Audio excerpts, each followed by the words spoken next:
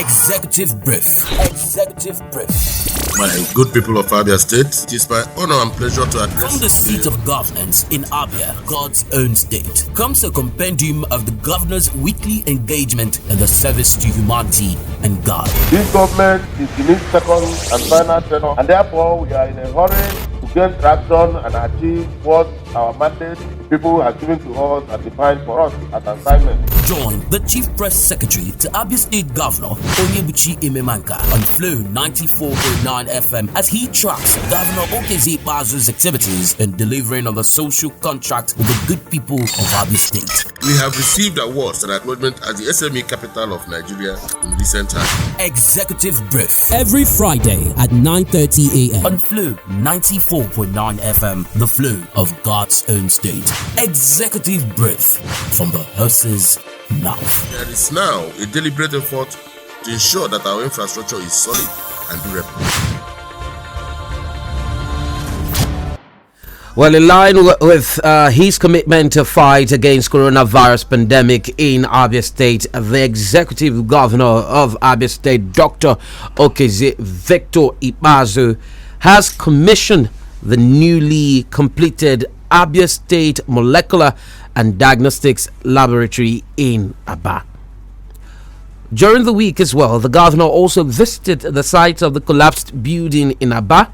He was also in Benin City, the capital of Edo, for the PDP mega rally. This is the Executive Brief, a program that brings to you the weekly activities and engagements of the Executive Governor of Abia State, courtesy of the Office of the Chief Press Secretary to the Governor of Abia State. My name is Temple Barra, and this is a live simulcast on Flow 94.9 FM Umuahia and Real 99.1 FM Aba. You can join us live on Facebook, facebook.com/Flu949FM, and of course on the official account of the Chief Press Secretary Onyebuchi Imemanka, who by the way is in the studio live with me. A very good morning to you. Good morning, TC Barra. It's good to be here as always. Well, it seems less than 24 hours to the election. Your principal did join the other PDP governors for a special rally at the Samuel Umudia Stadium. I would like you to just highlight a little bit for us the role of the governor at the rally. PDP is one big family, and with the movement of Governor Godwin Obaseki of Edo State from the APC to the PDP, it becomes incumbent on the party as a whole to provide support, provide moral support to their member who seeks re-election. The situation in Edo State is well known to everybody. The treatment meted out to Governor Godwin Obaseki by his erstwhile party, the APC, where for reasons best known to every Nigerian, he was denied ticket which ordinarily he was entitled to as a sitting governor, and he moved to the PDP. So ordinarily, the PDP has a tradition of supporting their own. And what Governor Ikpeazu simply did was to join his brother governors, practically all the governors of the PDP, the entire national leadership, the entire gamut of the PDP national leadership, were in Benin that day to provide support, moral support to one of them. Okay, so anywhere the governor goes, you go. All right, very quickly, I want you to, scratch the surface a little. What do you think are the chances of the governor of Edo State to get a re-election? Well, it's a decision that is squarely in the hands of the people of Edo State. We are from Abia State and we've done our parts. What do you think are his chances, having been on ground to see the rally? My experience in the little time I've spent in politics is that rallies are not a very clear indication of chances in elections. Okay. Nigerian elections are an interplay of a lot of factors. Godwin Obaseki is the sitting governor, and from every available indication, he has done well. Okay. He has laid a prima facie situation to warrant a second tenure. What did you use? What was that? The prima facie is a legal term. This man, you like grammar too much. Yes, I do. Now the point is this: Governor Godwin Obaseki deserves a second term. Okay. But the odds stacked against him are huge, But for me, I believe in destiny.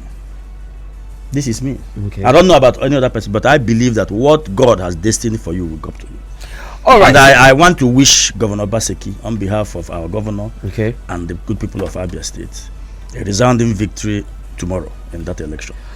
Well, that election happens in Benin, Edo State. But last week, you were on an official assignment outside Abia State, and upon return with the governor visited Umokbo village in Obingwa local government to commiserate with the family of late Onyedika Chinwogu, who was allegedly shot dead by an officer of the Civil Defense Corps. Nigeria Civil Defense Corps. Yes. That has garnered, that particular death, one would say one too many, has garnered a lot of reactions from people, especially Abians. People have been dying at the hands of security agents. We did have the PR within the week, and he said a whole lot has been done, to ensure that those persons responsible, despite what arm of security they belong to, are brought to book. But do you think the Abia State government, are actually monitoring how these developments are coming? Now let me make this very clear. The Abia State government, and indeed no state government in Nigeria, controls any security agency. Okay. In this particular case, the allegedly killer, trigger happy civil defense man came from Akwa Ibom State. He does not even work in Abia State. He was escorting, as it were, two white men, two Chinese, who I heard work for a construction company, and they were moving from Akwa Ibom into Aba. Okay. Either way. Now, when they got the visit of the governor to that area shocked the governor himself, even as an indigenous of Obingwa. According to the governor, he never knew that the federal government was yet to commence work on that road. My brother, that place, those people, from Umokbo, Lago, down towards the Akwa Ibom border, those people are in another world completely shut out of existence.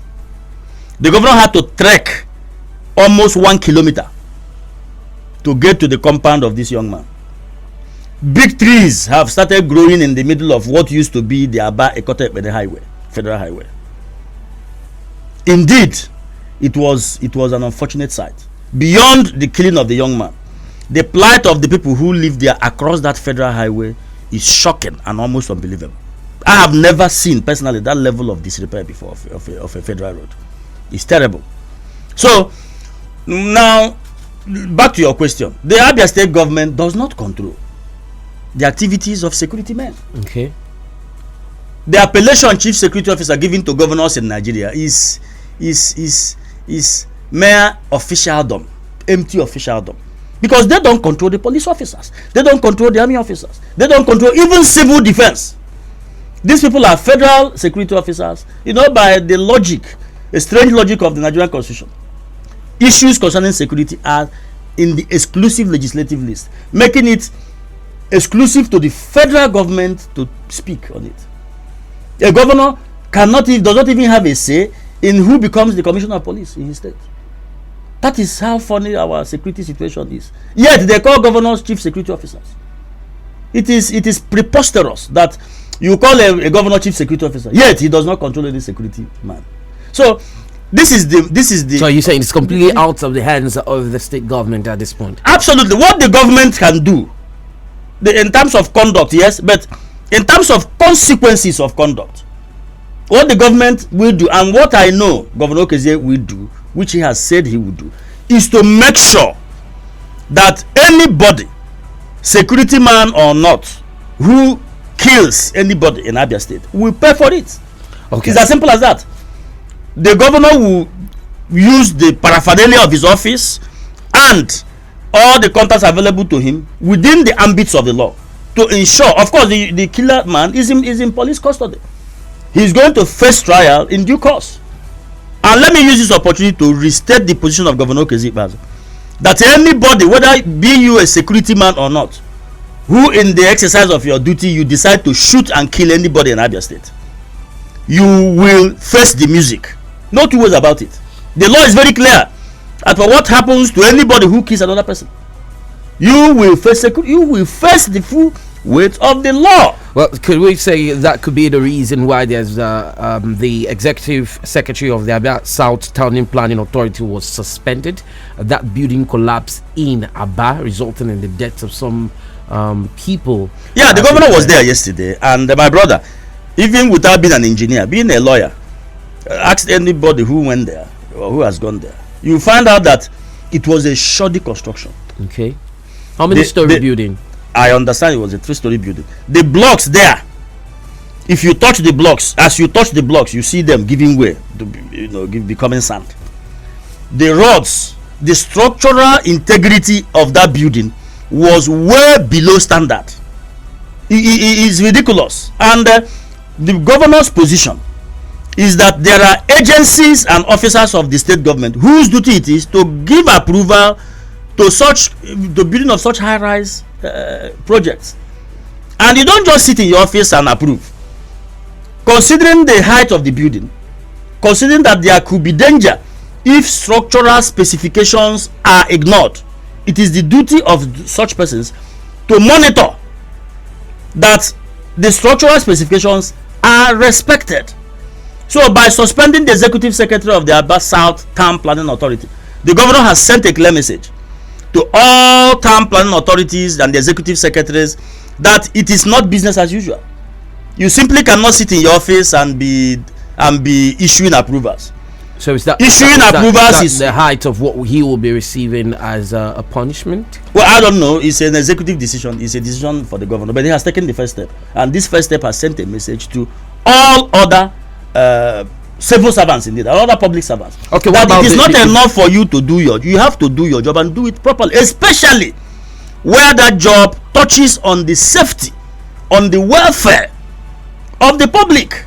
People died in that as at yesterday. 4 bodies had been recovered, and the governor gave marching orders to the head of ASEPA in Aba to increase the excavation rate so that see if there are other bodies there.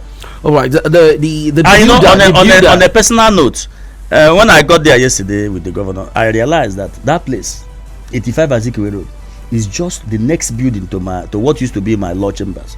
In fact, from where we were standing with the governor, I was seeing the window of my former office. Just the next, the only thing that separates the two buildings is just a fence. And I became nostalgic. I became emotional. Remembering that probably the people who may have died there were my neighbors. Yeah. Terrible situation, one would say. So far, we have a 5th body has been recovered. Fifth body. So as of today, we have 5 bodies recovered. The Commissioner of Information just alerted me to the 5th body that was recovered. Thank you, Honorable Commissioner. What about the builder? Well, the law will take its course. The governor has made it clear that the builder will be prosecuted. The builder and the property owner will be arrested and prosecuted. Do we have them in custody? I believe so. All right, 15 minutes to 10. It's still the executive brief on Flow 94.9 FM. Of course, the governor of Abia State continues to do everything within his powers to ensure the safety of Ndiabia. Well, it's in this same vein that the Abia State governor, within the week, I think 2 days ago, also commissioned the newly completed Abia State Molecular and Diagnostics Laboratory. That was yesterday. In Aba. Yesterday. Yes. Well, there's this particular notion about the construction, the commissioning. You had put up a release that it was a partnership that bettered the molecular laboratory. Absolutely. Can you tell us about that arrangement? There's a group of patriotic Abians. Okay. Scattered across the country, professionals who live in Lagos, in Abuja, in Kano, in so many other parts. You will recall that when the coronavirus broke out, it took the entire world by surprise. Nobody was ready for it. Nobody knew about coronavirus. So when this virus happened, there was no clue as to what to do. Abia did not have any lab to test.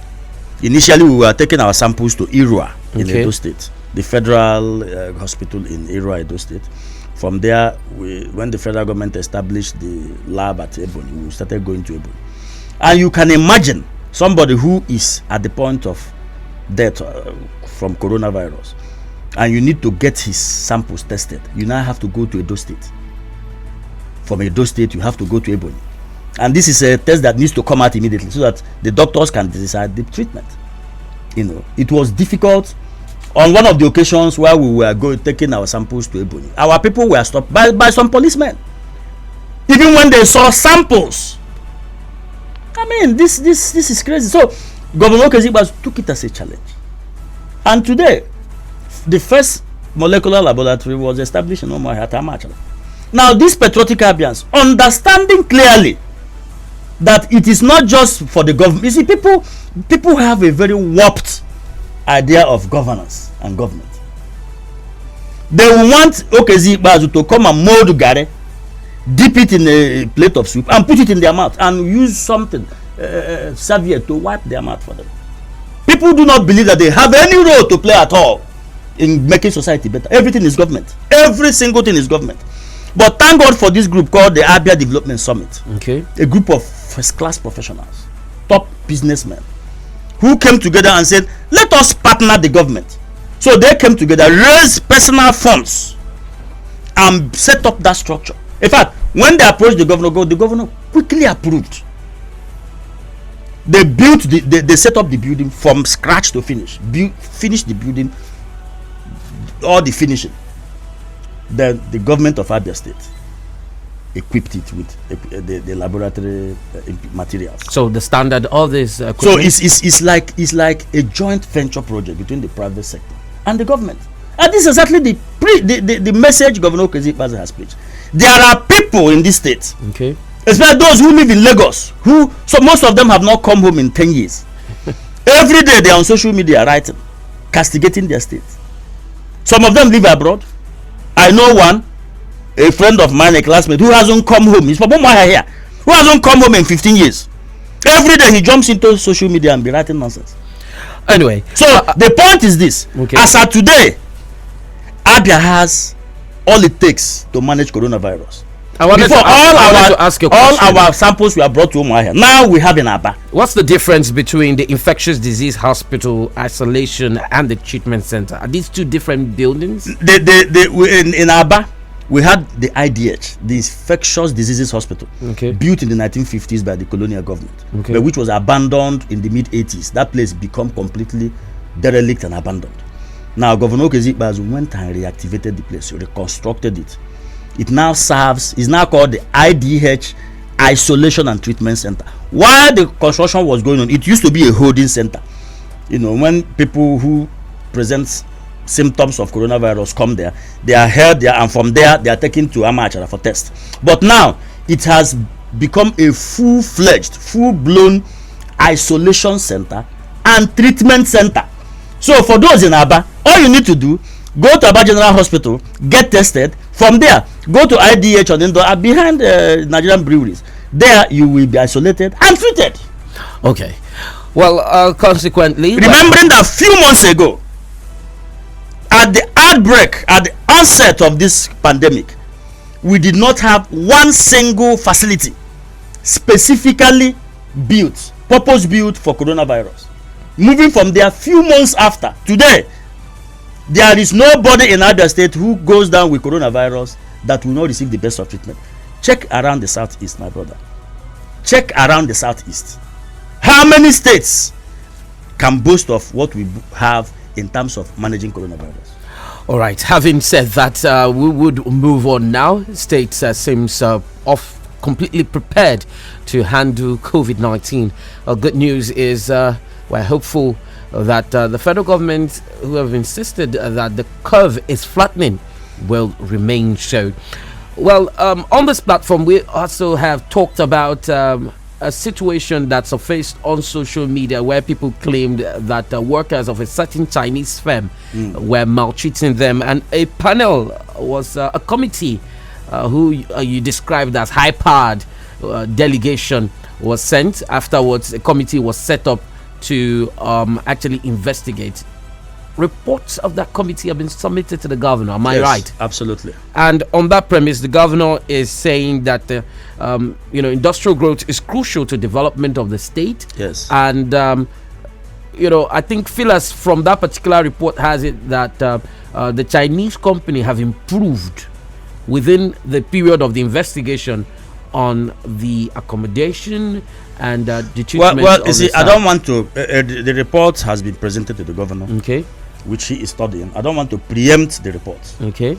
But let me tell you the position and the mindset and the philosophy of Governor Ikpeazu.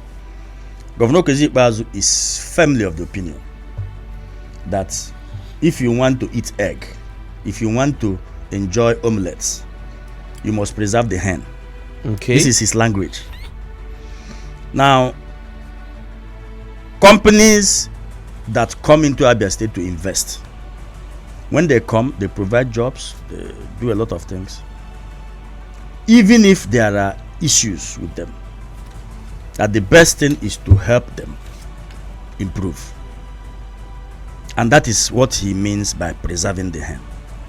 If you kill the hen, you have no eggs. So, his position is very clear. Inner Galaxy, the Chinese company, as of today, you will not go to Aba or parts of Abia State and find metal waste. That is a company that specializes in sorting out waste, bring out the metal parts of the waste, take it to their company, recycle this waste, and use it to produce so many other things. Okay? That company has about 800 persons under its employment. And majority of them, a good majority of them, are Abians. So, with this kind of company, what do you do with it? You shut it down and throw 800 people into the labor market? Governor Ikpeazu does not believe in that. What he believes is that the state government should partner with this company. It's a private company, and improve the operations, especially as it relates to welfare of workers. You know, if there are areas where there needs to be improvement, accommodation, feeding, and all that. So, pending when the report of the committee of the which they presented will be made public by the governor through whatever means he desires, let the people of Abia State understand the position of Governor Ikpeazu when it comes to industrialization. Look at Golden Guinea. If there is nothing that makes any Abian proud, it should be Golden Guinea. As of today, over 500 to 600 Abians, or more than that, are employed by Golden Guinea directly or indirectly, including those who sell Golden Guinea in beer parlors. Why? Why was it possible? Because the government provided the enabling environment for the investors who turned Golden Guinea around to operate. If we had come to make things difficult for them, probably they would leave. And who knows what would have been the fate of these 5, 6, 7, 800 persons. If you drive past that gate, you see activities. So last year, that place was moribund, overgrown with weeds. Today, you see activities.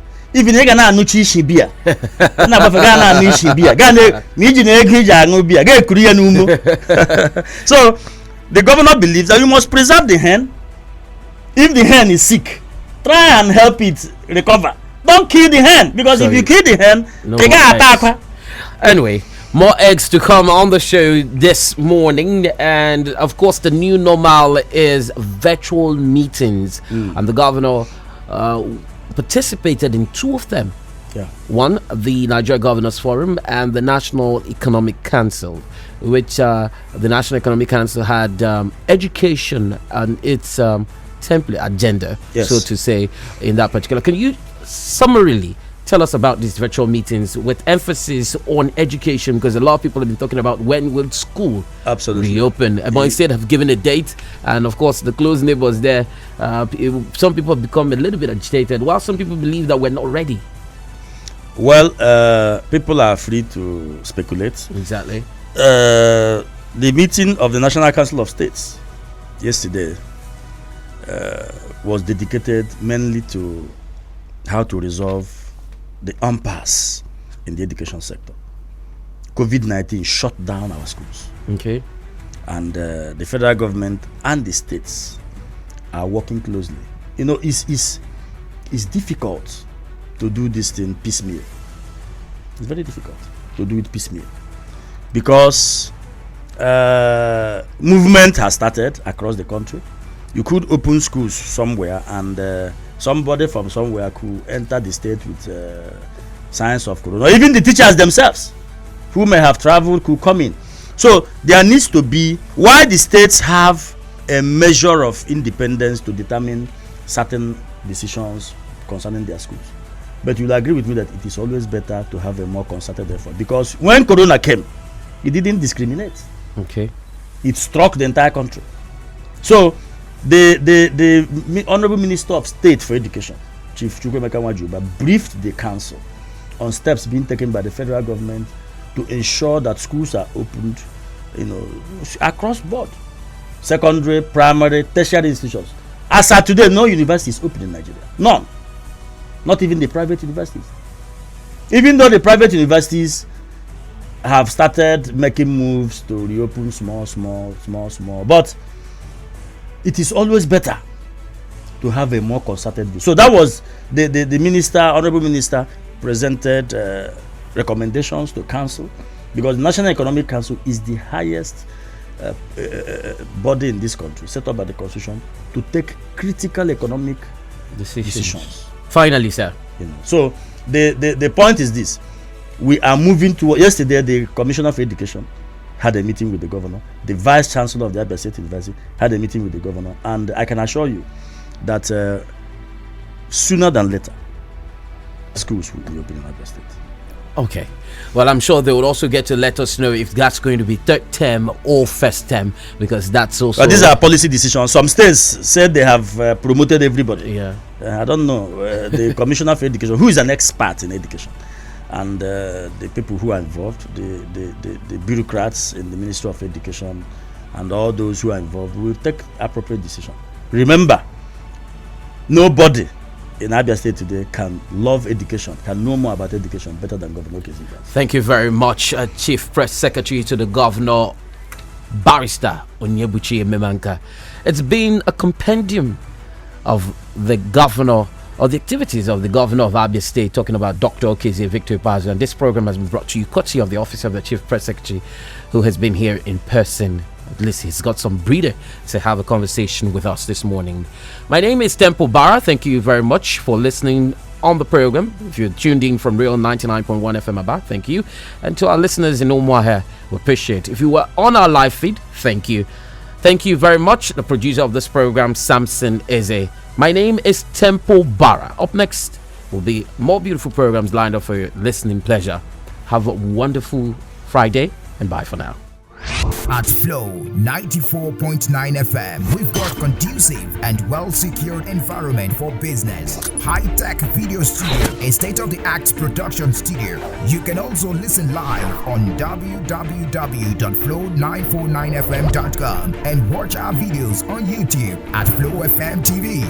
Flow 94.9 FM, not just radio, but a complete broadcasting house.